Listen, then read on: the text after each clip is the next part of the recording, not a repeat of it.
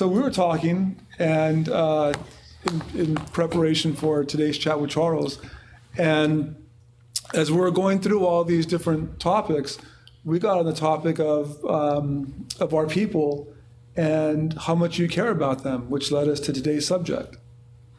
Well, just the girls. So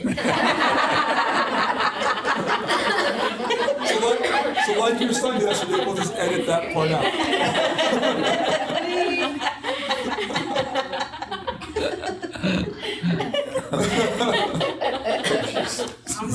Oh, he has HR in the corner right there. Now you're in trouble. Now you did it. I did it.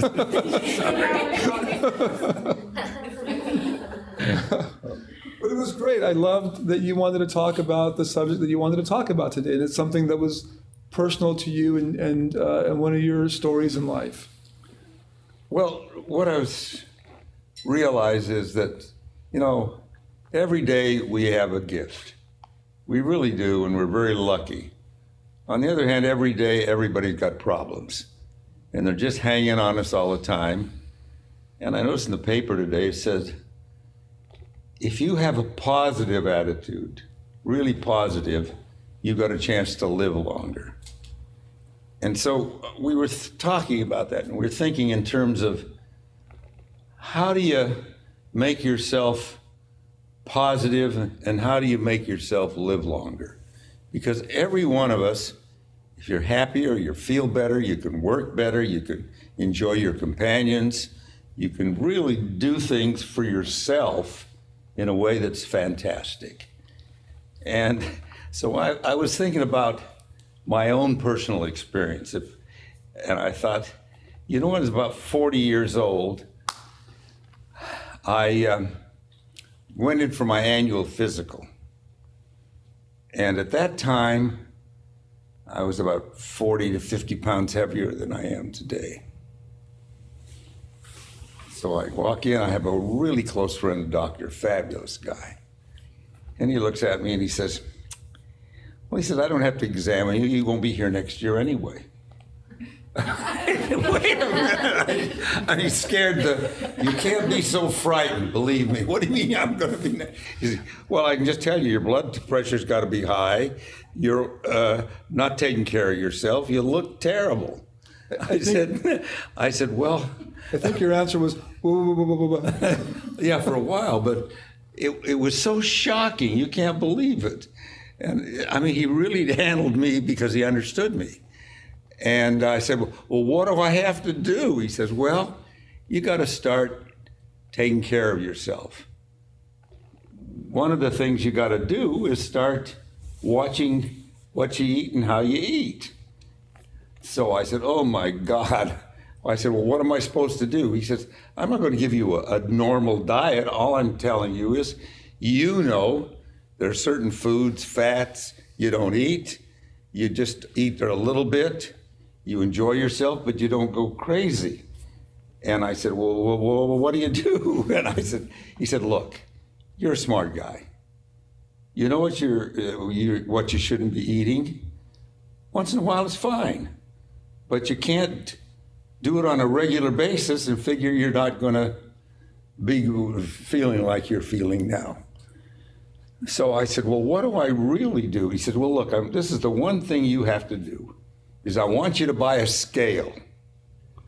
And I want you to get on that scale every morning, because that scale is not going to kid you. You get on that scale every morning, you do it.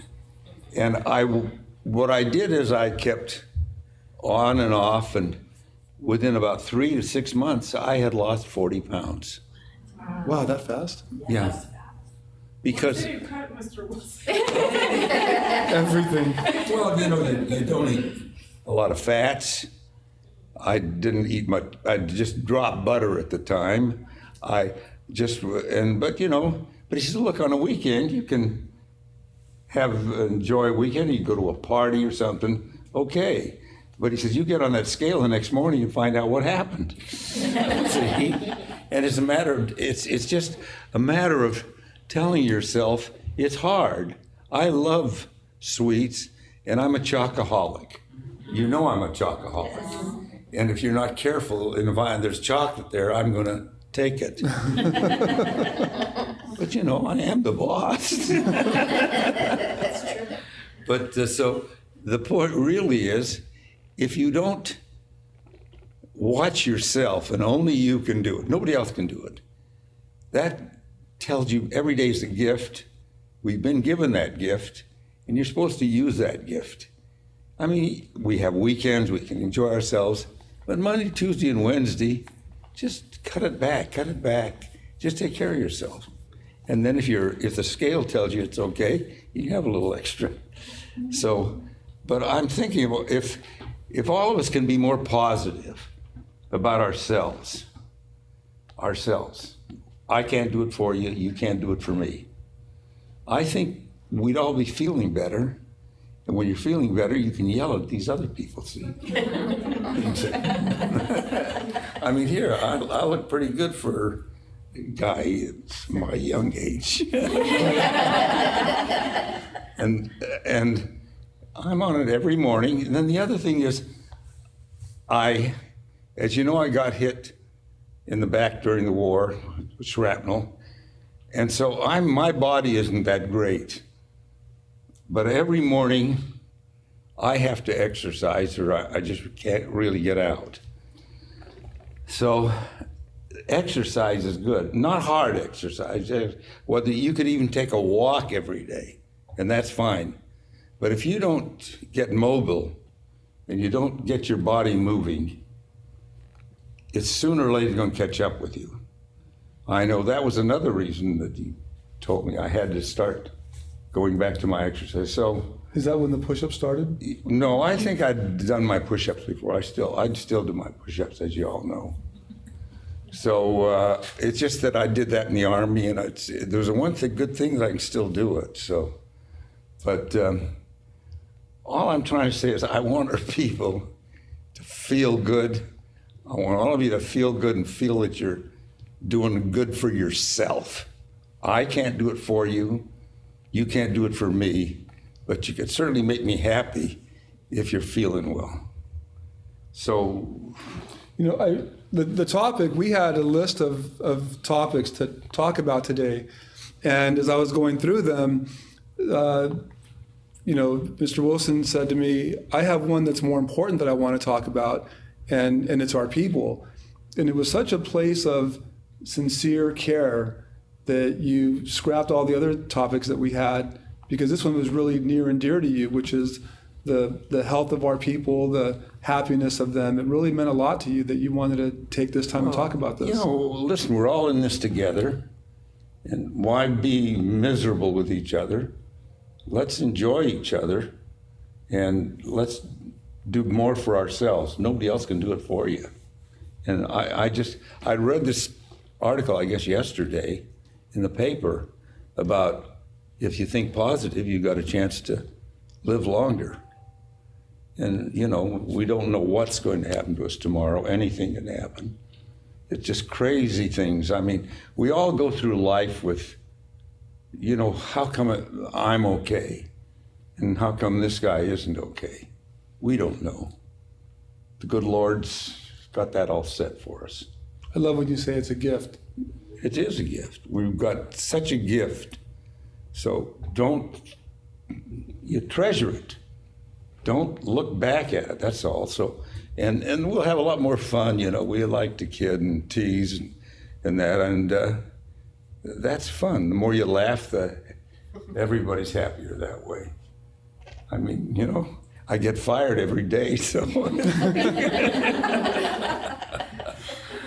So what else can I Well, you were saying that as a result of all this, healthy lifestyle and the gift, that it allowed you at 92 to go on, right? 92? 92. I won't be 93 till June. We'll leave it alone.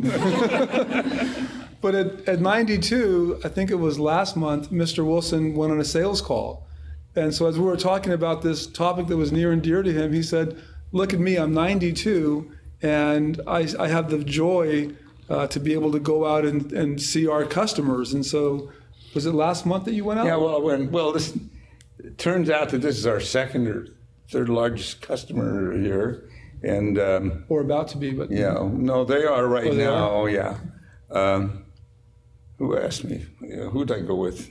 Kenny, Kenny, he's Kenny here. Briggs, our GM here in Yeah, LA, took Mr. Wilson out to visit one of our newest customers Very and new. large and growing. Mm-hmm. And there was a relationship that that customer has to Salt Lake. And when Kenny realized that, he said, "Oh, Mr. Wilson has a relationship there, and you can share your story and what you took with you." Well, you know, I grew up in Salt Lake, and it was tough times, very tough times. And my mother said I had to have some religion, even though I'm Jewish, but she said I had to have some religion. So I went to Sunday school and graduated from the 17th Ward of the Latter-day Saints. And so I had my certificate of graduation. I still have it.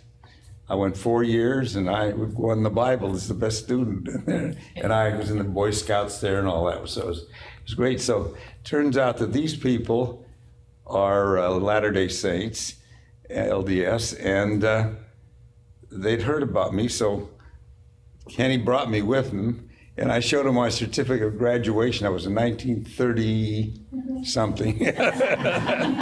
4 years with a primary graduation. I have my certificate here, so they thought that was terrific. In the meantime, it was a nice call, and we spent a couple hours, and they're wonderful people, and they're doing huge business.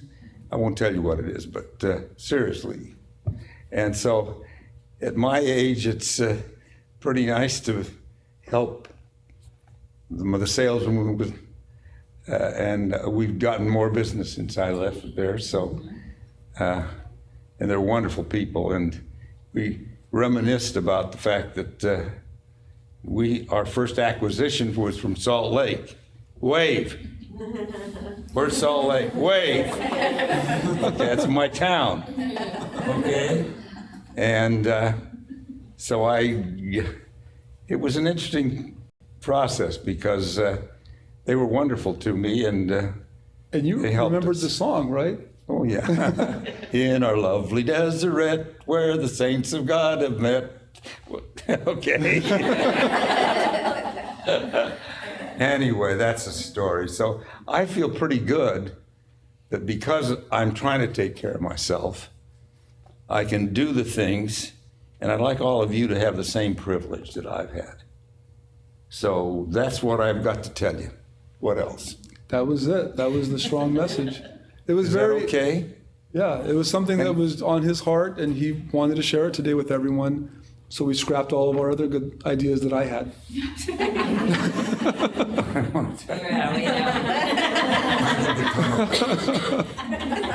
He's great. You spared them. Anyway, thank you all for coming. Thank you, everyone.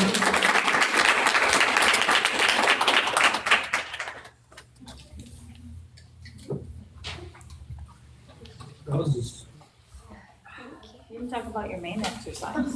Mr. Wilson, that's awesome.